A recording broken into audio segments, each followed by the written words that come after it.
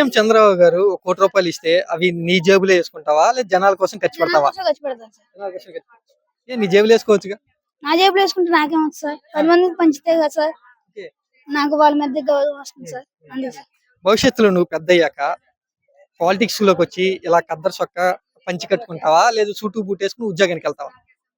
నా కోరిక ఏంటంటే సార్ ఫస్ట్ ఐఏఎస్ ఆఫీసర్ అవుతాను సార్. ఓకే. దాని తర్వాత నా రిటైర్మెంట్ వచ్చేసిన తర్వాత అప్పుడు పొలిటీషియన్ గా మారుతాను సార్. అది నా కోరిక సార్. రాజకీయ నాయకుల వల్ల ప్రజలకు ఉపయోగం ఉందా? సమాజానికి ఉపయోగం ఉందా? సార్ ఖచ్చితంగా ఉపయోగం సార్. రాజకీయ నాయకులు లేకపోతే మనకి ఇలా రోడ్లు వచ్చాయి కదా సార్.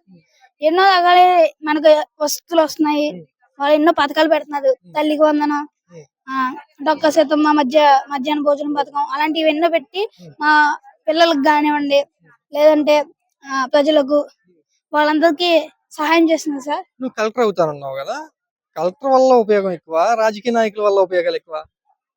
కలెక్టర్ అంటే చెప్పరాలేదు, ఏం చెప్పు. ఇద్దరు అవసరమా? ఇద్దరు వల్ల ఉపయోగం ఉందా సమాజానికి? ఇద్దరు అవసరం సార్. ఫస్ట్ టైం నువ్వు అసెంబ్లీ లోపలికి వెళ్ళంగానే నీ మనసులో ఏమనిపించింది? నాకు అసలు ఫస్ట్ అయితే అసెంబ్లీ లోపలికి వెళ్ళంగానే సార్ నేనైతే అంత ఎక్స్పెక్టేషన్ అయితే పెట్టుకోలేదు సార్.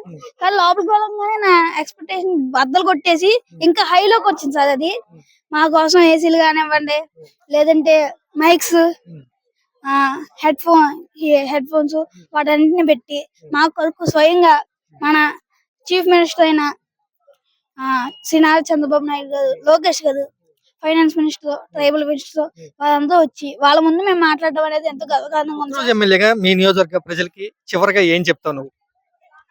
సార్ మా నియోజకవర్గం అయితే నేను చెప్పేది అయితే ఒకటే సార్. నాకు ఇక్కడ రావడం వల్ల తెలిసింది ఏంటంటే ఎమ్మెల్యేగా చేయడం ఎంత కష్టమో నాకు తెలిసింది సార్. సార్ మా ఎమ్మెల్యేగా ఎంత కష్టపడుతున్నారు. మా ఎమ్మెల్యే కాదు సార్, ఈ 175 నియోజకవర్గాల నుంచి వాళ్ళ ఎమ్మెల్యే ఎంత కష్టపడుతున్నా నాకు తెలిసింది సార్. వాళ్ళని ఇంక మేము ట్రోల్ చేయం సార్. ఇప్పటికే ఎవరు చేయట్లేదు సార్.